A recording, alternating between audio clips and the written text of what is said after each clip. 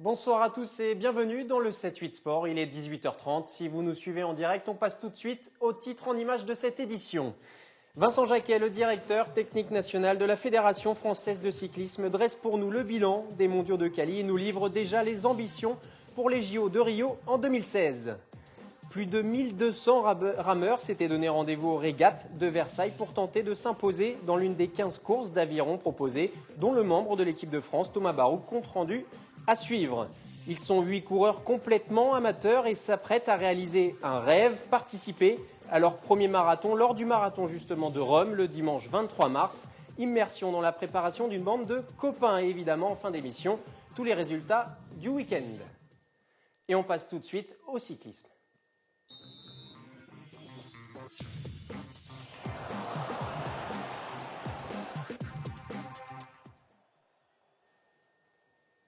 Je vous le disais dans les titres, le DTN, le directeur technique national de la Fédération française de cyclisme, Vincent Jacquet, nous a accordé une interview exclusive pour revenir sur les mondiaux de Cali de cyclisme sur piste, où les Français ont décroché 5 médailles, dont 3 en or, grâce au nouvel énigmontain François Pervis.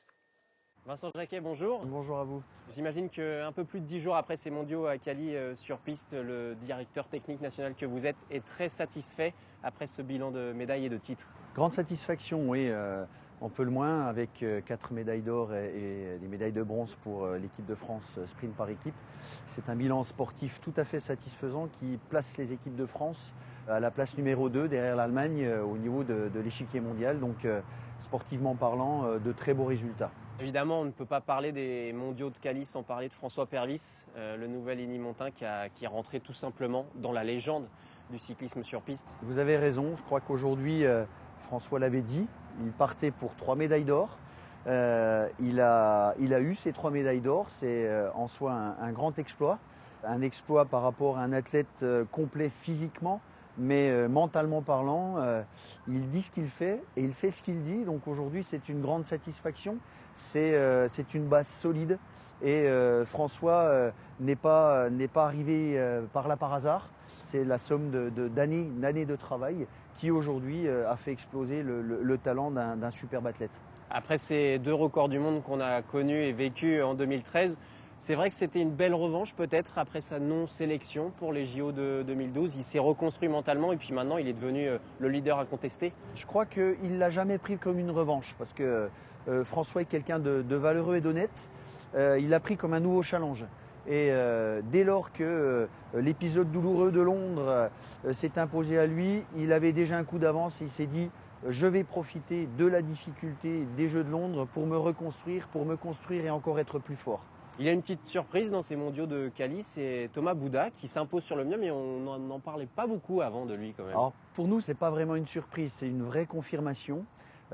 Thomas avait besoin de croire en ses capacités, d'avoir un déclic mental. Il l'a eu lors de ces championnats du monde. Les phases de Coupe du Monde qui se sont passées les mois précédents ont été des révélateurs pour lui.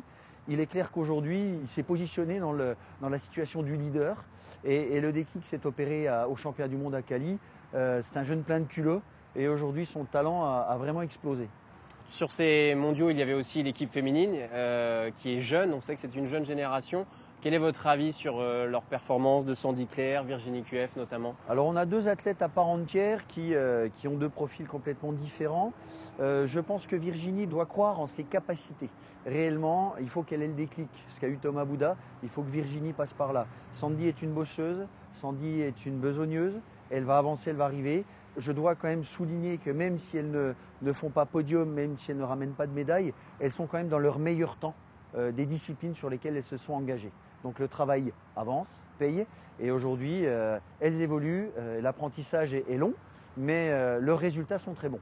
Oui, pour rappel, Sandy a fini dans la finale du Keirin et puis Virginie QF, un 8e de finale en vitesse. C'est une jeune génération qui continue de progresser et qui va sûrement progresser encore plus ici. Oui, je crois que l'outil aujourd'hui, c'est indéniable, va les faire évoluer vers le mieux, vers le plus.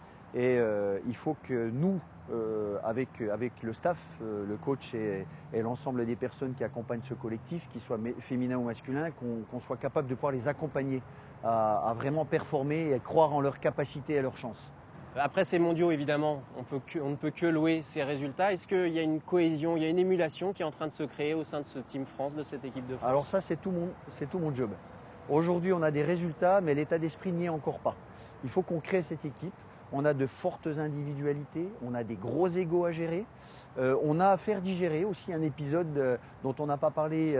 On en a parlé pour François pour sa non-sélection, mais pour l'équipe de France, sprint par équipe.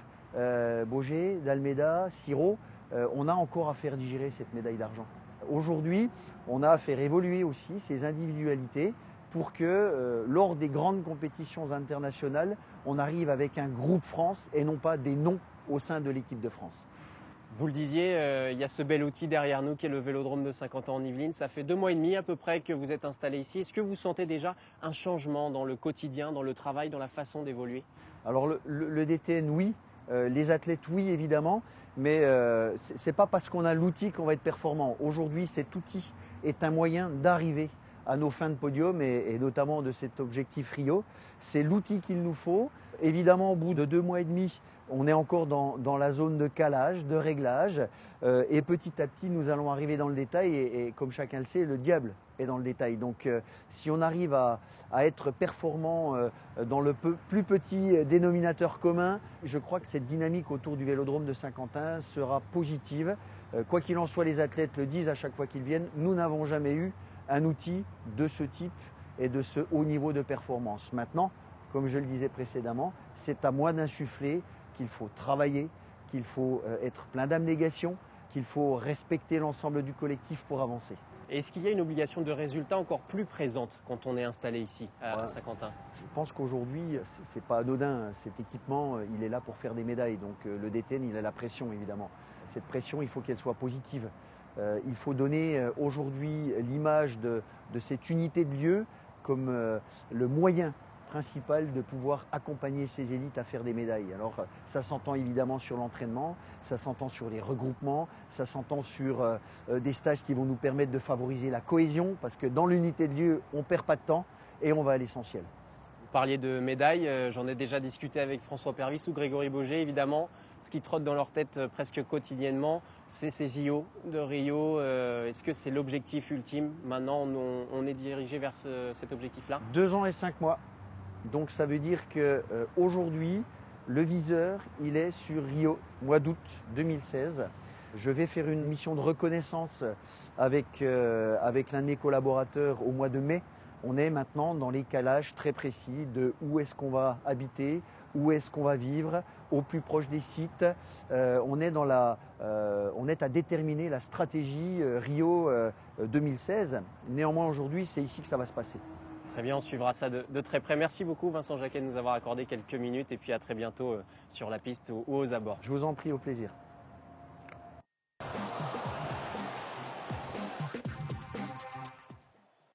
Tous les 2 ans, le château de Versailles accueille sur son grand canal ses traditionnelles régates. Plus de 1200 rameurs s'étaient donné rendez-vous ce week-end pour tenter de s'imposer dans l'une des 15 courses proposées, dont le membre de l'équipe de France, Thomas Barouk, image de Jonathan Villeman. 200 équipages, une course toutes les 4 minutes sur le Grand Canal. Chaque coup de rame est donné sous les fenêtres du château de Versailles. Un spectacle quasi unique. C'est super, c'est assez beau en plus et esthétiquement c'est parfait. Pour des jeunes, on est tout à fait surpris de la vitesse avec laquelle ils pratiquent leur sport et leur motivation.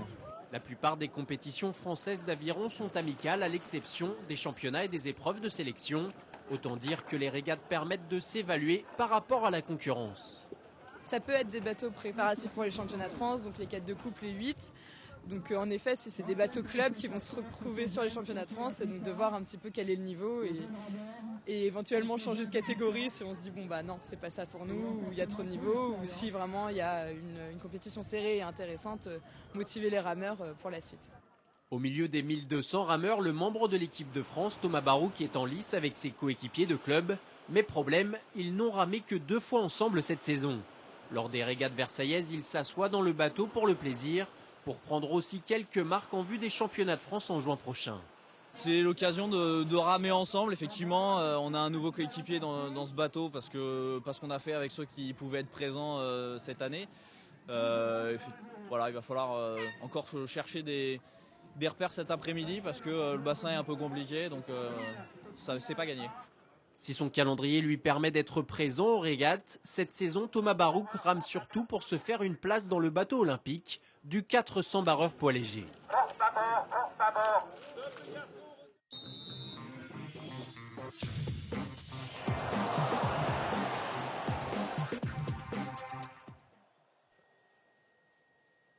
Allez, on ouvre notre page spéciale handball et pour la première fois depuis 1996, les moins de 18 ans de plaisir participent au championnat de France. Après une première phase de poule plutôt bien maîtrisée, les jeunes plaisirois se sont qualifiés pour la phase finale où ils évoluent face à des clubs professionnels. Et vos joueurs, Alexandre Taillefer, tiennent plutôt le choc assez bien en phase finale. Bonsoir à vous. Bonsoir.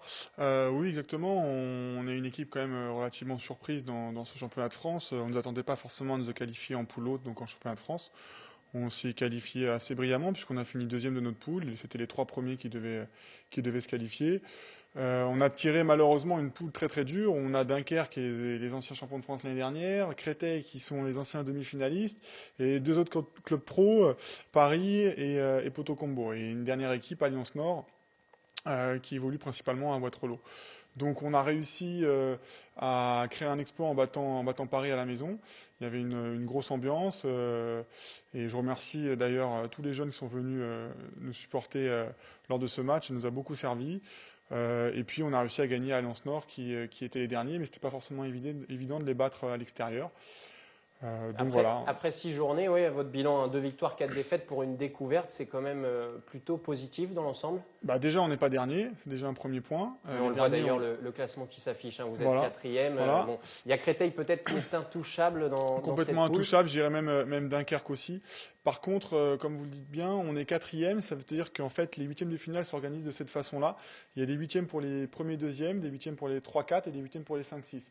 Et notre objectif, c'est de réussir à s'accrocher à cette 4e place. Pour l'instant, on y est, puisque au goal average particulier, on est devant Paris. Donc il y aura un match très important dans 15 jours à Paris. Et puis il y en a un ce week-end contre Dunkerque, les 2e. Essayer d'accrocher quelque chose. Voilà, je pense qu'on peut accrocher quelque chose. S'il y a une grosse ambiance à domicile, et ça j'en suis certain, on peut les mettre en difficulté parce que sur un match, tout peut se faire. Pour revenir sur le week-end précédent, hein, vous avez connu la défaite malheureusement 34-24 face à Poto Combo. Plutôt logique cette défaite, non ? Alors oui et non. Si on prend un peu de recul, oui, mais je pense qu'on avait les moyens de les accrocher. Le début du match nous le prouve, puisque à un quart d'heure on est à 7-7, à 20 minutes on perd que d'un but à 19. Après malheureusement on s'écroule un petit peu pour partir à 5 buts à la mi-temps. Je pense qu'on a un petit peu de problème à revenir après les trêves. Là c'était les matchs allés et il y avait une trêve dans les matchs retour. Pareil, on les avait rencontrés premier match du championnat de France après la première phase et pareil on avait été en difficulté, on n'avait pas montré notre meilleur handball. Donc voilà, il faut travailler sur les reprises et puis continuer à bosser. Et chaque défaite, faut en tirer des conclusions pour avancer et faire mieux au prochain match. La force peut-être de votre groupe aussi, c'est que tous ces jeunes, hein, quand j'étais venu vous voir notamment à l'entraînement cet hiver, se connaissent depuis longtemps et ils travaillent bien ensemble. C'est peut-être ça aussi qui vous fait progresser. Exactement. Cette saison. Exactement, c'est un groupe sérieux qui travaille sérieusement à l'entraînement, qui manque d'expérience, mais ça s'acquiert au fil des matchs. Et c'est pour ça qu'il faut toujours continuer à travailler. C'est par l'entraînement qu'on réussit à gagner. Et c'est ce qui nous a montré sur les matchs allés. Hein. On perd les premiers matchs et puis finalement on en gagne 2 d'affilée. Donc voilà, il ne faut pas être inquiet par rapport à ça. Il faut continuer à bosser, continuer à prendre du plaisir à l'entraînement, en match, pour faire d'autres performances sur les matchs qui nous restent. On a une 4e place à chercher qui serait une belle récompense. Ouais. Et justement, à chaque match, est-ce que les joueurs ou vous apprenez peut-être des petits détails, des petits rouages qu'on découvre quand on découvre vraiment le championnat de France ? Oui, il y a 2 choses. Il y a aussi moi qui découvre relativement le groupe, puisque je suis arrivé en début octobre avec le groupe. Donc au fil des matchs, au fil des phases passées ensemble, j'apprends à voir comment se comporte le groupe au gré des difficultés. Le groupe aussi apprend à me connaître. Je pense que c'est réciproque.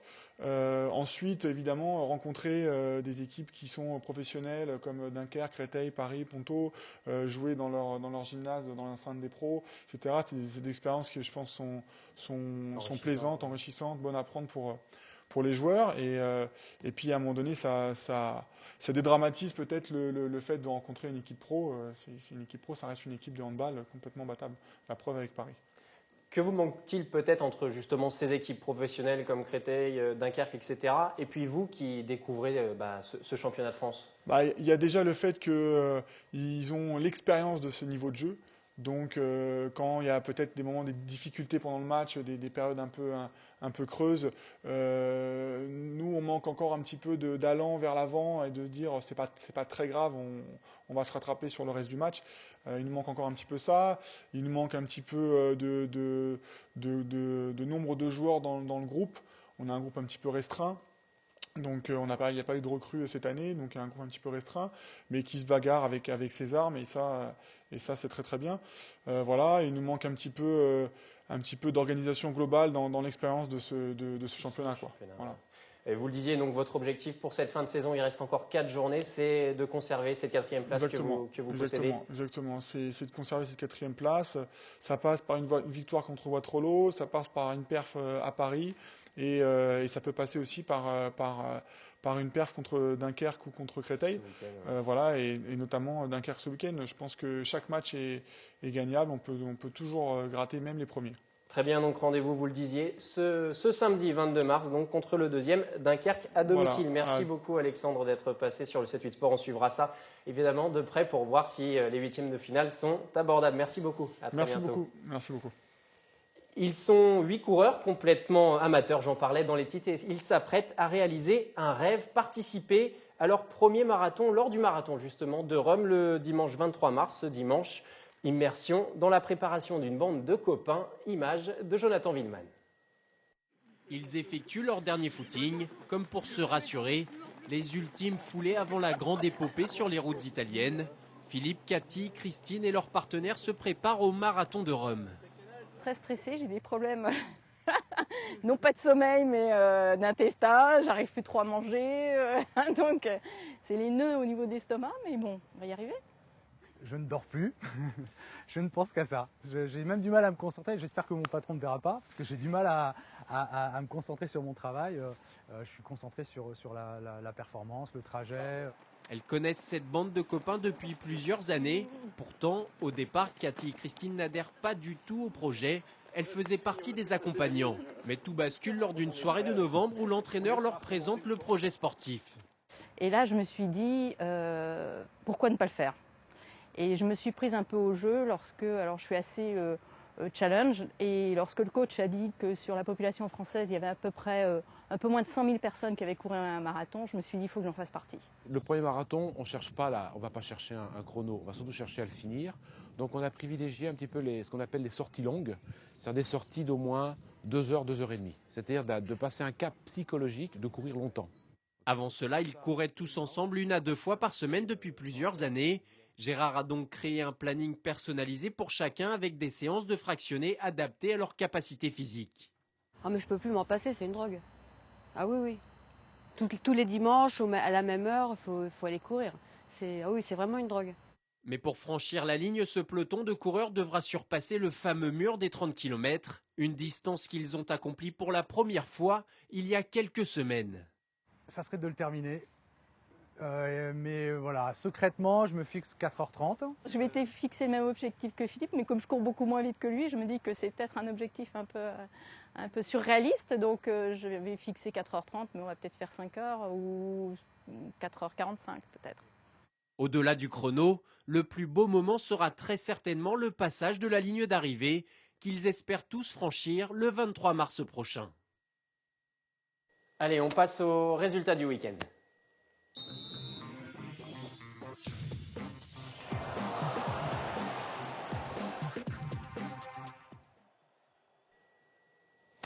On commence une fois n'est pas coutume par le football en division d'honneur. Ce week-end, Versailles, 6e, se déplaçait sur la pelouse du 2e Créteil-Lusitanos pour le compte de la 21e journée. Et les joueurs de David Giguet ont ramené les 2 points du match nul, score final 2 buts partout. En promotion d'honneur, il y avait un match en retard de la 15e journée dans la poule B.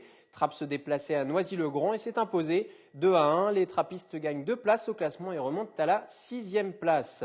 En rugby, Plaisir s'est incliné de 9 points dans le choc de cette 19e journée de Fédéral 3.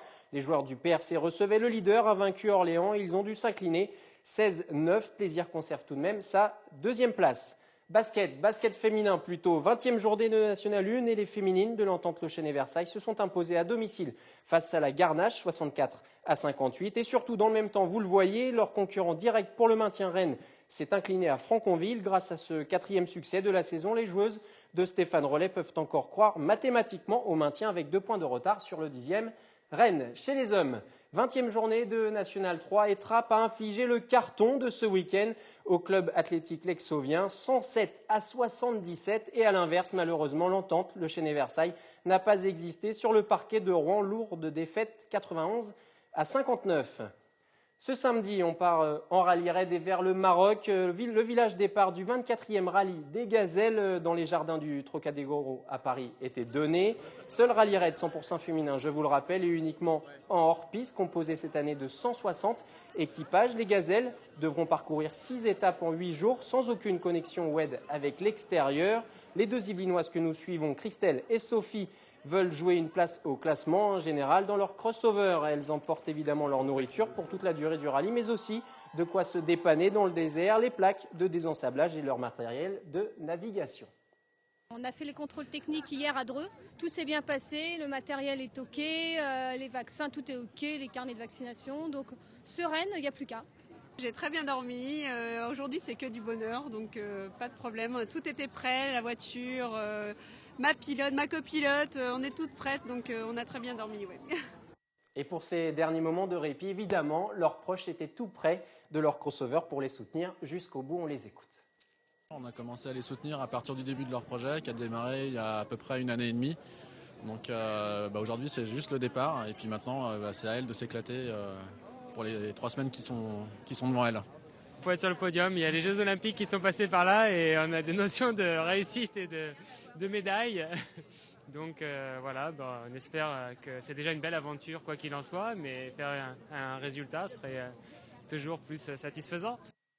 En volleyball, 11e journée de Régional 1 et Montigny s'est incliné dans le derby yvelinois face au leader Sartrouville 3-7-0 après malheureusement une belle résistance dans la première manche, perdue 26-24 et score identique pour Plaisir-Villepreux face à Orsay-Chevry. Les 2 clubs sont respectivement 6e et 2e de leur poule. En tennis de table, 4e journée de match par équipe de National 1 féminine et autant de défaites pour l'entente voisin Saint-Arnoux qui s'est lourdement incliné à domicile, 8-0 face à Bordeaux.